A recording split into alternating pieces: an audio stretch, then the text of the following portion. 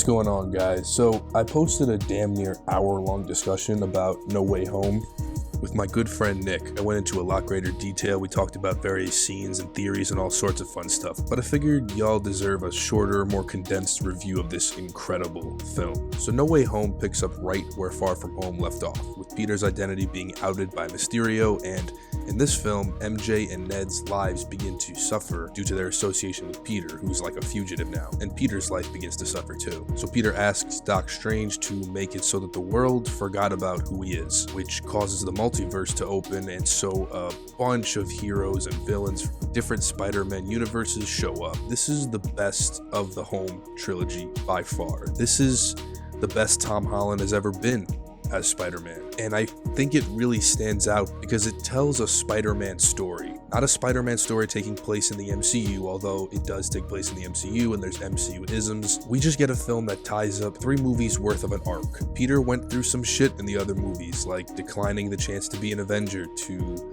learn to grow as a smaller hero in Homecoming, defeating Mysterio and gaining control of his spider sense in Far From Home. And with this film, he makes an incredibly selfless decision where a Spider-Man is finally born. So once the villains come into the picture, Strange wants to send them back so that they can meet their fates of being defeated by Spider-Man. However, Peter wants to save them. He wants to give them a second chance, and that's just such a Spider-Man decision. So to see Peter and Strange go at it, even physically in this movie, was just great. And Spider-Man ultimately wins, and once the villains do appear, which is pretty early on in the film, the movie just becomes so fun, bringing us right back to 2002 when we saw Willem Dafoe as Green Goblin, or in 2004 when we saw Alfred Molina as Doc Ock. Now, was this movie going for fan service? Absolutely, but the fan service is nicely mixed with a good Tom Holland Spider-Man story. All these villains stayed true to what I remember them as. Octavius starts out as a bad guy, but becomes a victim of his own hubris and ends up saving Spider-Man. And Electro is just a man unwittingly thrown into the villain role, and Spider-Man reaches him ultimately. But the fans really came to see the theories about whether Andrew Garfield and Tobey Maguire reprised their roles. The biggest issue with bringing these iconic characters back is making their presence justified. It can't just be for fans. It needs to service the story and this universe, and honestly, they did. All the villains and the Spider-Man impacted Tom Holland, so seeing them again didn't really ruin what I remember them as back in the day. Garfield and Maguire have great moments, like Tobey and Andrew talk about how Tobey had back problems back in the day. My back! There's a scene of Norman saying the same line from Spider-Man 1. You know, I'm something of a scientist myself.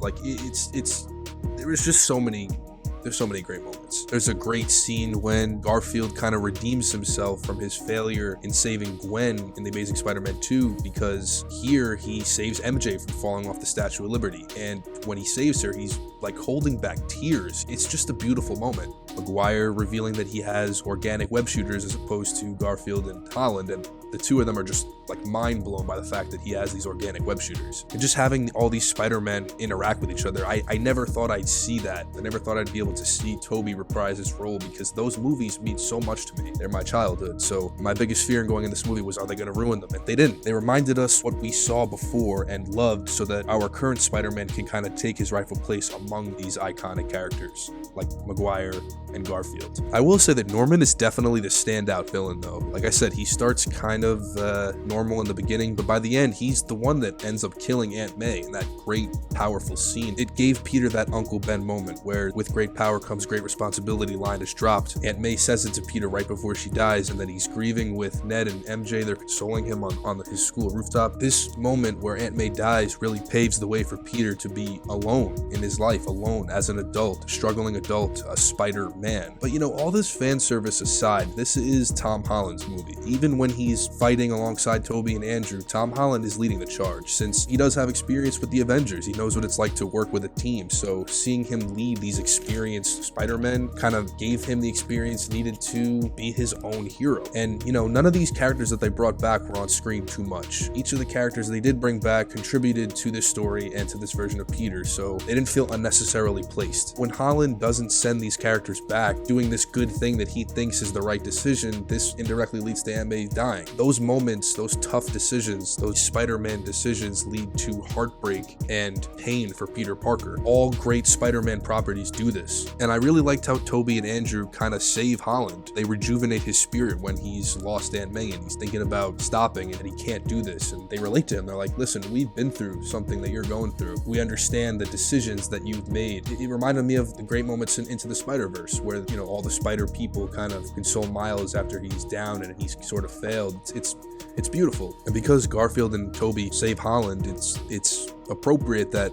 in the end Holland's new suit kind of contains elements from both Peters. And like I said before, Peter is on his own in the end of this film. After making the selfish decision in the beginning to make people forget that Peter is Spider-Man, he ends with the incredibly selfless decision for all those who knew Peter would now forget about him. This includes his best friend, his girlfriend, the Avengers, and everyone in between. It's the difficult, sacrificial choice making it a perfect end to this film, creating a Spider-Man. Up until this point, Tom Holland was operating in an Avengers world. He was getting bailed out by Iron Man, but in this film, it's all on him. He's alone, and it's perfect. He's in a kind of a shitty apartment in the final scene, and it reminded me of that great scene in Spider-Man 2. He's studying for his GED. He's looking for a job. There's even that great scene in the end when he's about to bind MJ to start rebuilding their relationship, but ultimately decides not to do it. This might end up in pain for her. This might result negatively for her. So I'm gonna not do this, or I'm gonna wait to do this. It's just more selflessness. It's more of the boy becoming Spider-Man. And the final shot is Peter swinging out to save the day in the snow in his new homemade suit. We even see a sewing machine that he used to make it. It's a classic Spider-Man suit. There's no Stark tech. There's nothing fancy about it. It's a Spider-Man suit. The everyman's hero's suit. Peter, once a kid, as Strange points out in this film a few times, now a man.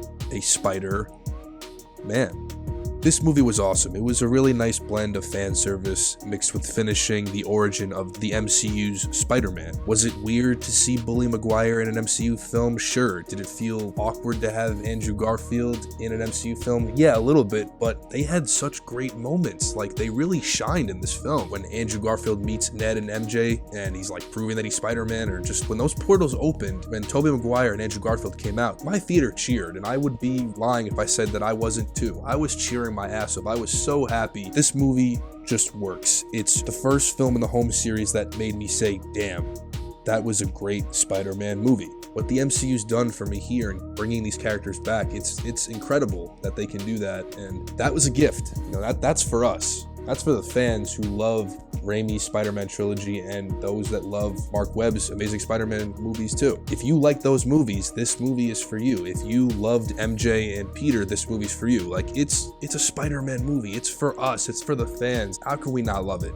Thank you all so much for watching. If you like this video, give it a thumbs up, comment, subscribe to the channel. I'd be more than appreciative if you did. Have a great day, and I'll see you guys next week. Take care, everybody. Stay safe.